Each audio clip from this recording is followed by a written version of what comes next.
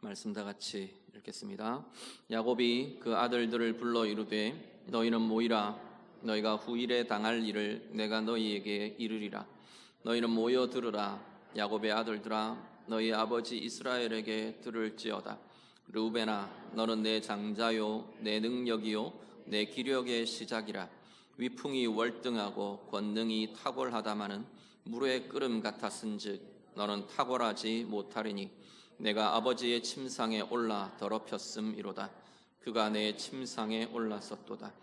시므온과 레위는 형제요 그들의 칼은 폭력의 도구로다. 내 혼아, 그들의 모의에 상관하지 말지어다. 내 영광아, 그들의 집회에 참여하지 말지어다. 그들이 그들의 분노대로 사람을 죽이고 그들의 혈기대로 소의 발목 힘줄을 끊었음이로다.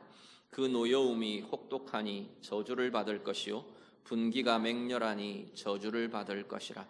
내가 그들을 야곱 중에서 나누며 이스라엘 중에서 흩으리로다. 아멘.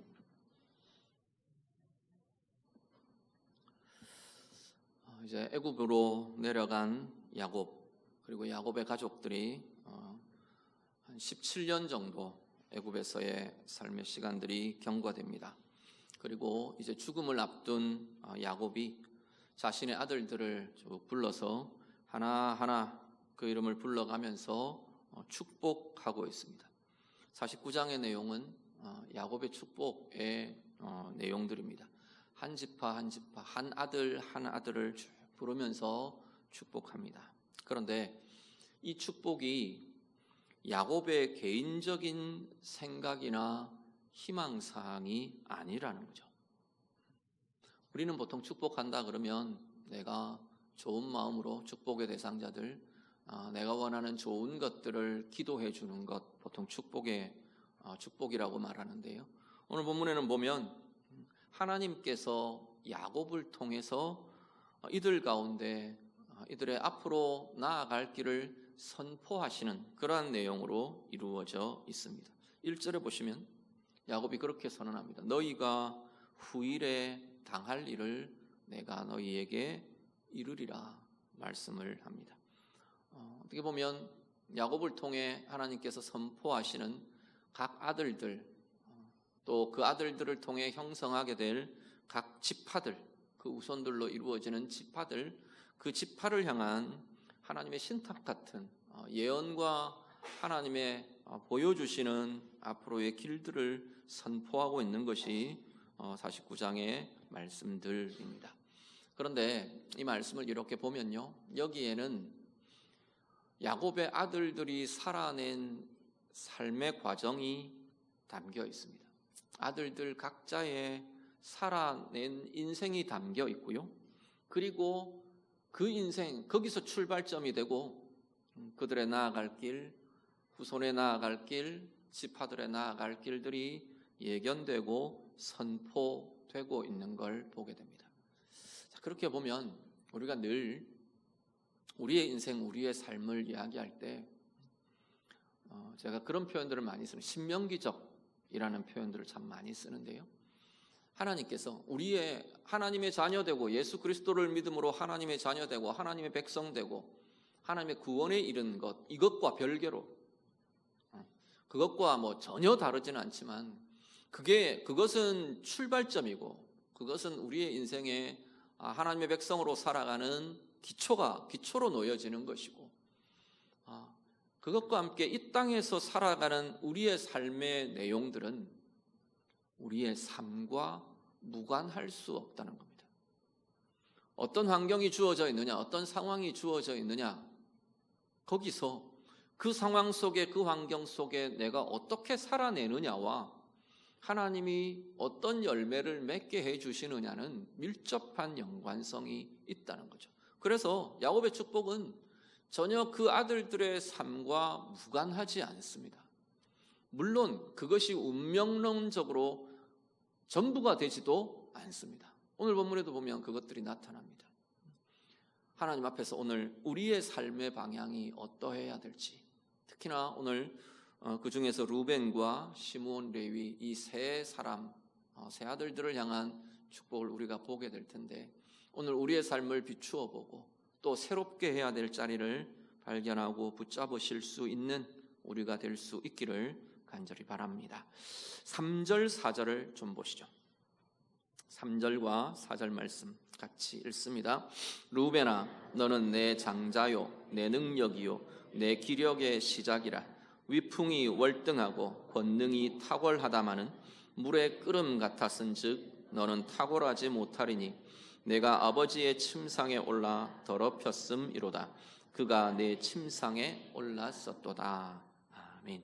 자, 루벤을 향해서 이야기합니다. 루벤을 향해서는 두 가지 이야기를 합니다. 하나는 뭐냐면 넌 되게 좋은 것들을 가졌다. 하나는 그겁니다. 루벤을 향해 야곱이 뭐라고 하냐면 너는 내 장자다. 내 능력의 시작이고 내 기력의 시작이다. 그 루벤이 가진 지위, 위치, 신분은 아주 좋은 것입니다. 12아들들 중에 가장 좋은 위치와 가장 좋은 기득권과 신분을 가진 이가 루벤입니다. 이 시기에 장자권자라는 것은요, 그냥 지금 요즘 우리 처다들, 장남 이런 개념하고 또 다릅니다. 그 당시는 이 장자권자라는 것은 사실은 아버지의 유업에 가장 중요한 몫을 차지하는 이고 대표이고 온 집안의 대표이고 한 집안을 다스리는 통치자이고 다스려야 할 자이고 이런 식의 의미가 주어져 있는 게 장자의 모습이었습니다. 너는 내 장자다. 야곱이 지금 그렇게 이야기하는 거죠. 거기다가 너는 위풍이 월등하다. 외모도 되게 준수하고 당당했던 것 같아요. 신체적 조건도 좋았던 것 같아요. 너는 권능이 탁월하다. 타고난 재주와 힘도 되게 좋았던 것 같아요. 좋은 능력, 힘, 탁월하다는 표현은 쉽게 쓰는 표현들이 아니잖아요. 비교할 게 없다라는 거죠. 아들들 중에 비교할 자가 없다는 이야기죠. 탁월했다라는 겁니다. 탁월한 힘과 탁월한 재주와 탁월한 신분과 이걸 가진 자가 루벤이었었습니다. 그런데요, 이어지는 그 루벤을 향한 이야기는 뭐라 그러냐면 그런데 너는 물의 끓음 같았다 말합니다. 우리 번역은 물의 끓음 같다 이렇게 팔팔팔 끓어오르는 막 이렇게 하는 물의 끓음이라는 표현을 썼는데 원래의 의미는 사나운 물과 같았다 그런 의미들 같습니다. 사나운 물이라는 건 홍수 우리 생각하시면 쉽게 이해하시겠죠. 아니면 바다에서 큰 풍랑, 파도, 해일 이런 거 그런 걸 생각하시면 이 사나운 물의 의미가 일치될 겁니다. 그 사나운 물은요, 사나운 물이 덮치면 남는 것 없이 다 쓸어가 버립니다. 사나운 물이 휩쓸어가는 것 같았다. 네 인생은 그랬다라는 거죠. 왜 그랬냐면 욕구를 자기의 신분과 역할과 주어져 있는 지위에 대한 마음과 힘과 재주와 이것들을 제대로 쓰지를 못한 거죠. 불붙듯 하는 이 욕구에 휩싸여서 결국은 그 인생의 모든 것이 거대한 파도가 쓸어가 버리는 것처럼 다 휩쓸어 버렸다는 겁니다. 사건은 아마도 그 사건을 분명하게 가리키는 것 같아요. 여기 4절에 보면 네가 아버지의 침상에 올랐다 그렇게 말하죠. 앞부분에 보면 이 루벤이 자기 서모죠. 아버지의 첩인 빌하와 간통을 하는 일이 생겼습니다. 그 욕구 때문에 자신의 위치 이것들을 제대로 쓰지 못하고 이것에 휩싸여서 인생 전체가 휩쓸려 가버리는 결과를 낳게 되었다 말하는 거죠. 루벤은 존귀한 신분을 가졌지만 그의 죄와 악이 그를 존귀한 자로 살지 못하게 합니다. 탁월한 힘, 탁월한 능력을 가졌지만 결국은 이 욕구에 휩싸인 삶이 그 힘을 제대로 다스리고 사용하지 못한 인생이 결국은 그 탁월한 능력이 탁월하지 못하게 되어버렸습니다. 그 능력이 허비되고 무효가 되어버리는 인생을 살게 된 것이죠. 르우벤의 이야기를 보다 보면요, 삼손이 떠오릅니다. 사사들 중에 삼손이라는 사사 잘 아시죠? 삼손은 하나님의 사자라는 아주 존귀한 소중한 직분을 받았습니다. 그 시대의 사사는 왕이나 마찬가지인 거죠. 백성들 전체를 통치하고 다스리고 이끌어 주어야 되는 리더가 사사였습니다. 특히나 삼손은 어머니 태중에 임신을 할 때부터, 잉태될 때부터 하나님이 특별하게 선택하시고 택하신 사람이었습니다. 어머니의 태중에서부터 구별된 나실인으로 부름받은 이가 삼손이었어요. 구별되었고 하나님의 특별한 선택이 있었고 하나님의 특별한 섭리와 인도하심이 있었던 이가 삼손이었습니다. 태어나 보니 삼손은 아주 정말 오늘 말씀, 이 르우벤을 표현한 그 말씀대로 탁월한 힘을 가졌어요. 육신이 가질 수 없는, 인간의 육체를 뛰어넘는, 인간의 한계를 뛰어넘는 정말 탁월한 힘을 하나님께서 삼손에게 주셨던 거죠. 그런데 삼손은요, 아주 철저하게 이 모든 것을 허비해버립니다. 나실인으로 부름받은 하나님이 특별하게 택하신 이 거룩한 신분, 자기 마음대로 살아내면서 이 흔적도 없이 나실인이라는 삶 자체가 사라져버립니다. 하나님의 거룩한 사사로, 하나님이 정말 존귀한 사사로 부르셨음에도 불구하고 이 존귀한 신분은 비천한 자리까지 전락해 버리고 맙니다. 탁월한 힘이요, 하나님이 탁월한 힘을, 탁월한 능력과 존재와 힘을 주시는 데는 하나님의 목적이 분명히 있는 거거든요. 이 힘을 가지고 백성 이스라엘을 구원하고 지키고 보호하고 하나님의 평강과 하나님의 구원을 백성들에게 나타나게 하도록 주신 것이 삼손에게 주신 탁월한 힘인데, 삼손은 아주 철저하게, 삼손의 생애를 나중에 사사기를 이렇게 한번 보시죠. 철저하게 이 힘을 자기 개인적인 목적, 자기 만족을 위해서만 사용합니다. 아주 끝까지, 죽을 때까지 자기 만족을 위해서만 이 힘이 사용됩니다. 물론 그렇게 사용하는 삼손, 그것과 그 모든 상황 자체를 하나님은 사용하세요. 삼손은 자기 목적대로, 자기 유익대로, 자기 만족을 위해 쓰는데 결과는 이스라엘을 구원하는 결과가 나타나도록 하나님이 쓰시는 거죠. 그런데 삼손 자신은 한 번도 하나님의 목적을 위해 자신의 힘을 쓰지를 못한 이가 되는 거죠. 되게 아이러니 아닙니까? 한 번도 자기는 하나님의 목적대로 스스로 하나님의 목적을 위해 그 힘을 쓰지를 못하는 겁니다. 철저하게 하나님이 주신 은혜와 선물들이 허비되어 버리고 무효가 되어 버리고 아무짝에 쓸모없는 것이 되어 버린 거죠. 오늘 우리도 하나님께서 우리에게도 각자에게 맞는 좋은 것들을 하나님은 주시고 부르시고 세워 주신 줄로 믿습니다. 여러분에게 주신 하나님의 좋은 것들, 어떤 것들이 있을까요? 하나님이 주신 직분, 하나님이 주신 재능, 하나님이 주신 소중한 관계와 역할들, 사람들, 내 지위와 위치들, 영향력들, 내게 주신 은사들, 내게 주신 소유, 내게 주신 시간, 내게 주신 건강, 내게 주신 지혜, 내게 주신 좋고 아름다운 마음들, 아마 많은 것 우리가 이야기할 수 있을 겁니다.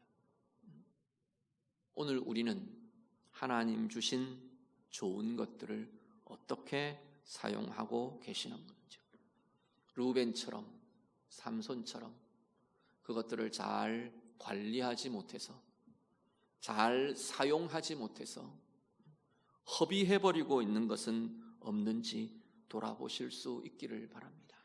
르우벤같이 잘못 사용해서 차라리 그 신분이 아니었다면, 그 위치가 아니었다면, 차라리 그 역할이 주어지지 않았다면, 차라리 그 힘이 주어지지 않았다면 오히려 좋을 뻔하는 그러한 자리는 혹시 우리에게는 없으신지요?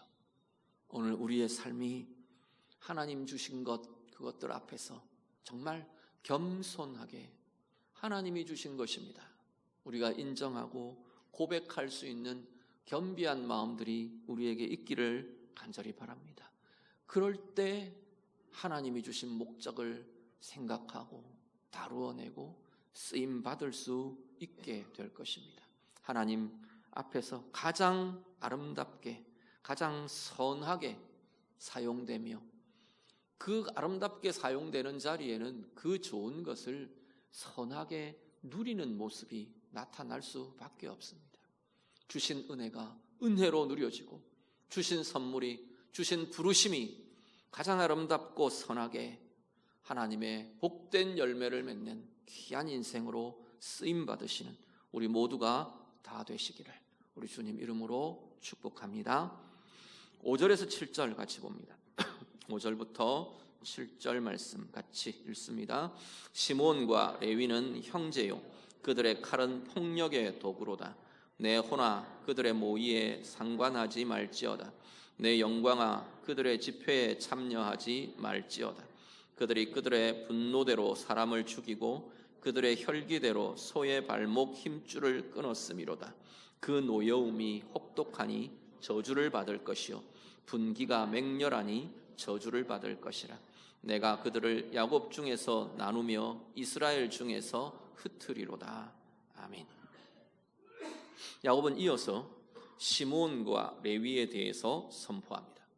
시몬과 레위에 대해서 선언하는 선언은 5절에 보시면 그들의 칼은 폭력의 도구로다의 선언입니다. 그들의 칼은 폭력의 도구였다, 그렇게 선언합니다. 분명히 이 세겜에서의 일이 전제되고 있습니다. 세겜에서요, 야곱이 하란 땅에서 이제 가나안 땅으로, 이스라엘 땅으로 돌아오면서 야곱이 제일 처음 정착했던 곳이 세겜입니다. 세겜에 머물러 사는데 딸 디나가 나갔다가 그 땅 족장의 아들 세겜에게 강간을 당한 일이 있었습니다. 비극적이고 슬픈 일이고 분노할 일이고 상하는 일이죠. 그 이후에 야곱 집안의 처신이 문제가 됩니다. 시몬과 레위가 이 피해 보복을 진행합니다. 물론 디나가 그런 상황들을 당하고 이 세겜이 그 이후에 디나를 연모하게 된 것 같아요. 그래서 그 집안에 청혼을 넣고, 앞에 쭉 우리가 보셨죠. 혼인하고 싶다고, 내 아내로 삼고 싶다고 청을 넣습니다. 그러니까 이 시몬과 레위가 아마도 이 일에 앞장서 있었던 것 같아요. 뭐라고 이야기하느냐면, 우리는 할례받은 하나님의 선택된 백성이기 때문에 할례받지 않은 이들과 혼인의 관계를 맺을 수 없다고 말한 거죠. 그래서 세겜의 모든 백성들이, 모든 남자들이 할례를 받아야만 우리와 혼인할 수 있다 이야기를 한 겁니다.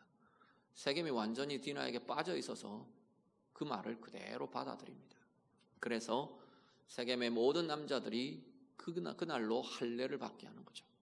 할례를 받고 막 통증이 있고 움직일 수 없던 그때 시몬과 레위가 무리들을 이끌고 가서 모든 남자들을 죽여버립니다.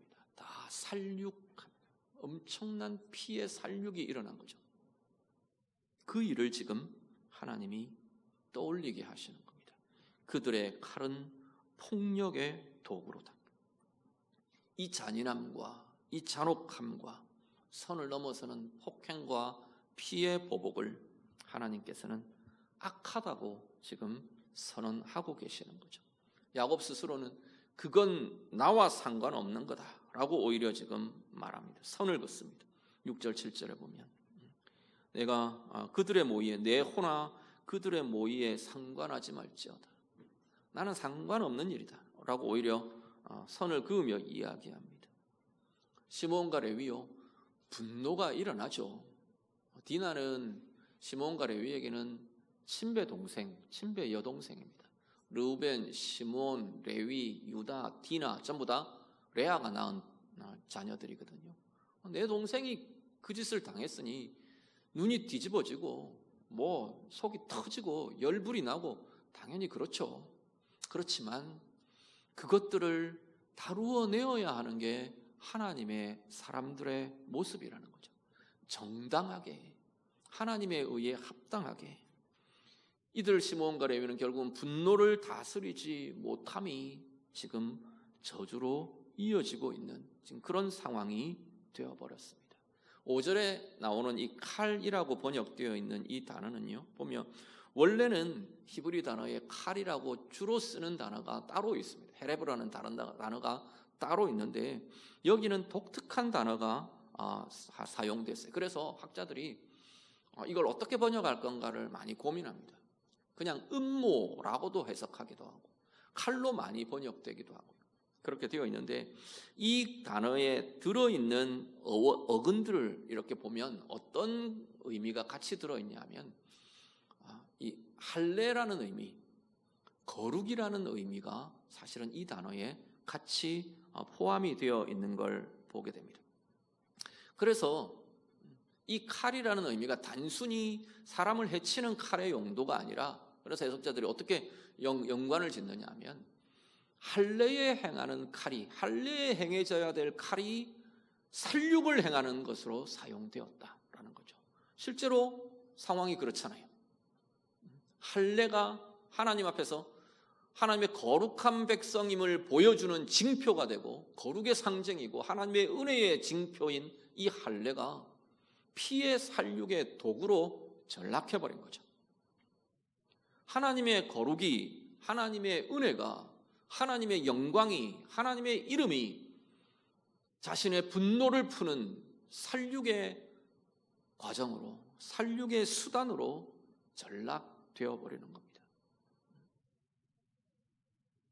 그 결과는요, 자기들이 가져야 할 것을, 정당하게 차지할 것들을 잃어버리게 됩니다.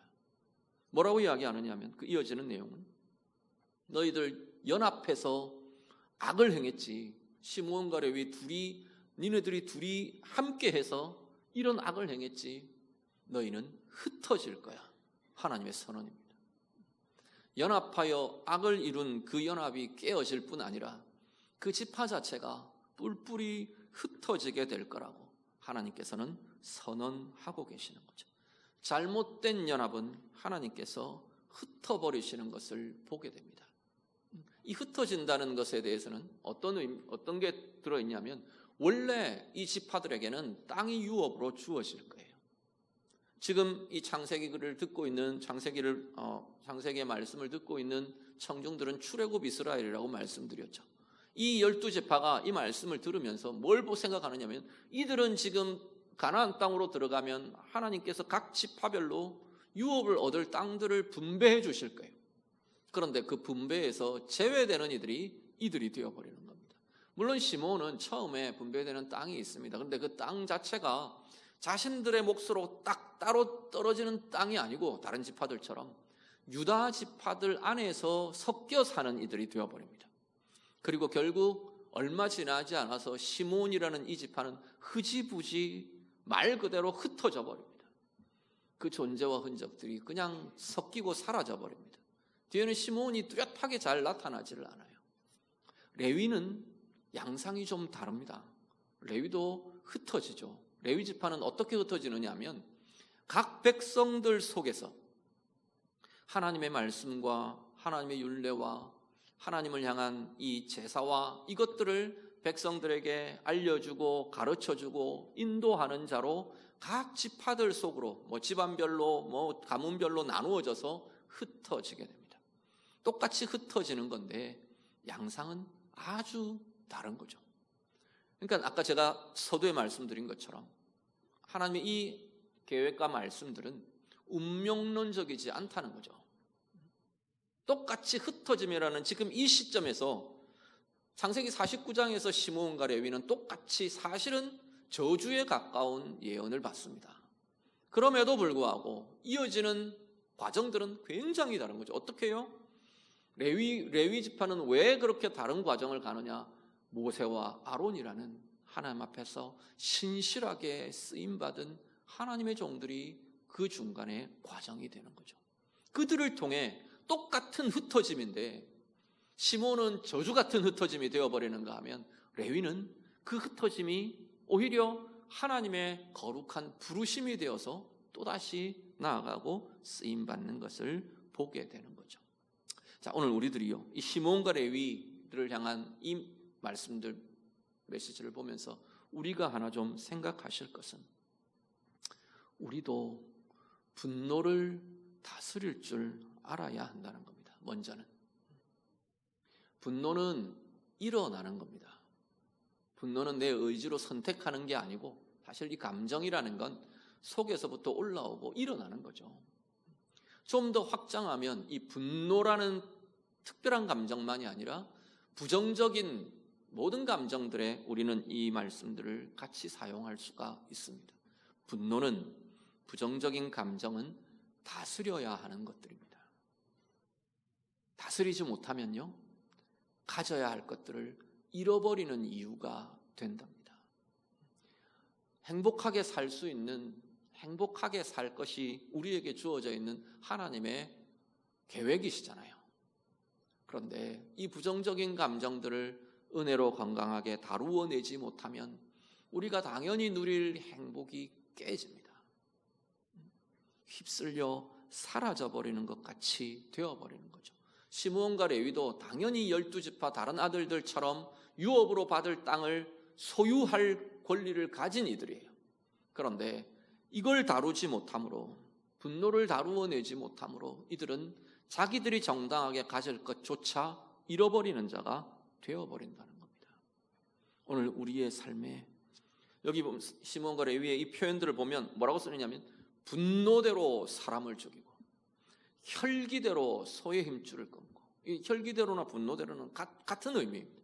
분노대로 죽이고 분노대로 행하고 분노대로, 그들이 일어나는 분노대로, 그 감정대로 쏟아내고 쏘아붙이고 칼을 휘두르고, 지금 그 이야기가 되는 거죠. 오늘 우리들이요, 오늘 우리 안에서 일어나는 부정적인 감정들, 오늘 우리는 어떻게 다루고 계시는지요? 분노를 확장하면 다양한 것들 이야기할 수 있을 겁니다. 미움을, 원망을, 두려움을, 불안을, 우울을, 우리를 힘들게 하는 어떤 면에서는 부정적인 이 감정들을 하나님의 은혜로 잘 다루어내실 수 있기를 간절히 바랍니다. 에베소서 4장 26절에 그렇게 말씀합니다. 분을 내어도 죄를 짓지 말며 해가 지도록 분을 품지 말라. 하나님의 말씀이 분을 다루는 방식이 이겁니다. 잠언에 보면 이 분노, 노함, 노하는 것, 이것에 대한 굉장히 많은 교훈들이 잠언에 쭉 주어져 있습니다. 그 중에 대표적인 것들이, 많은 부분들이 어떤 거냐면 분은 속히 내어서는 안 된다는 겁니다. 쉽게 바라고 쉽게 분을 속히 바라고 표출하는 것은 어리석게 되는 것이다 라고 말합니다. 반대로 노하기를 더디하는 것이 지혜라 말합니다. 좀 멈추어 서는 거죠. 그대로 표출하고 그대로 확 쏟아 부어버리는 게 아니라 그것들을 다루며 다루어낼 수 있는 힘이 우리에게 있어야 한다고 말하는 겁니다. 심지어 맹렬히, 이 분노를 맹렬히 쏟아내는 자는 벌을 받을 거라까지 이야기를 합니다. 분은 표현하는 것이 다루어져야 합니다. 그리고 또 한 가지가 분은 품고 있으면 안 되는 거라고 지금 성경이 말씀하고 있는 거죠. 거기에 독이 나오는 거죠. 거기에 우리를 상하게 하고 자신을 상하게 하고 상대방을 상하게 하는 그러한 것들이 일어나게 된다고 말씀하는 겁니다. 그 분은 결국은 가질 것을 갖지 못하게 하는 것이 되어버린답니다. 반대로 이 분노와 대조되는 개념들이 성경에 되게 많이 나오는데, 온유한 자, 온유함, 화평함, 그것은 온유한 자의 대표적인, 온유한 자에게 약속된 대표적인 것 중에 하나가 땅을 얻을 것이라 합니다. 네가 차지할 거다. 네가 다스리는 자가 될 거다. 네가 열매 맺는 자가 될 거다. 너희에게 주어질 거다. 온유한 자에게 하나님이 약속하시는 거죠. 화평은요, 하나님의 아들의 증거를 나타내는 것이 화평에 나타나는 열매들이랍니다. 하나님의 아들이라는 존귀한 신분의 영광이 화평하는 자들에게, 화평케 하는 자들에게 나타나게 될 거라고 말씀하고 있는 거죠. 오늘 예배하시는 성도님, 우리 모두가 우리 속에서 일어나는 분노와 부정적인 감정들을 잘 다루어낼 수 있기를 간절히 바랍니다. 누구는 안 다루어내고 싶어서 못 다루겠습니까? 사실 못 다루는 거죠, 그죠? 다루어내는 데는 힘이 필요합니다. 그 힘이 은혜인 거죠. 하나님의 사랑이, 하나님의 은혜가, 사실 각자 개인에 따라서 이 가진 것이 달라요. 분노를 다루는 방식도 다르고 분노에 대한 민감함도 다릅니다. 가진 성향의 차이일 수도 있고, 그것보다도 오히려 더 과거에 경험하고 쌓아온 내 인생의 경험과 또 때로는 상처와 이런 것들이 사실은 많이 작용합니다. 그렇지만 앞에도 말씀드렸죠. 결코 우리의 인생은 운명론적으로 정해진 게 아니라는 거예요. 오늘 내 삶에 예수 그리스도를 나의 구주로 주님과 함께하는 우리의 인생에 그분의 사랑이 내 안에 가득히 계속해서 지속적으로 우리를 새롭게 하고, 그 하나님의 은혜가 우리를 새롭게 해가는 그 인생과 그 영혼과 그 인격과 삶은 달라져 가는 거죠. 내 처음 출발은 분노가 일어나면 어쩔 줄 모르는, 요즘 그런 표현들 많잖아요. 분노 조절 장애. 그런 게 내 출발의 모습이었을지라도 하나님의 은혜가 그것을 바꾸어 간다고요. 주님의 용서가, 주님의 은혜가 우리의 영혼과 우리의 마음을 바꾸어가는 권세요, 능력이 된다고 성경은 증거하고 있는 거죠. 하나님의 은혜, 그 하나님과의 비밀한 깊은 은혜의 부요함이 날마다 우리 안에 충만하게 되기를 간절히 바랍니다. 어떤 이들은 분노의 감정에 약하다면, 어떤 이들은 불안에 약할 수 있고, 두려움에 약할 수 있고, 염려에 약할 수도 있고, 어떤 이들은 나를 짓누르는 그 짓누름, 우울이나 스트레스나 이런 것들에 약한 이들도 있겠죠. 마찬가지입니다. 하나님의 은혜가 이것을 다스리는 능력이 됨을 기억하실 수 있기를 바랍니다.